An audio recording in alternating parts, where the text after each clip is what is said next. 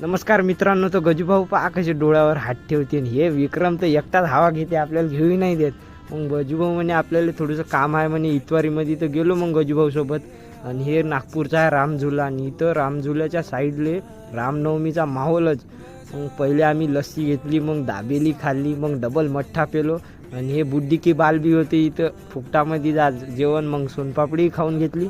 गजूभाऊच्या मागं गेलो आणि हे भाऊ एकटाच माहोल करत होता, सोडूनच द्या मग तुम्ही. हे झाल्यानंतर गजूभाऊ म्हणे आईस्क्रीम एक नंबर आहे. मग आईस्क्रीमही खाल्ली. आणि हे मग एक भाऊले आणखी एक सोबती आला आणि काय झेंडे फिरवत होते, सोडूनच द्या.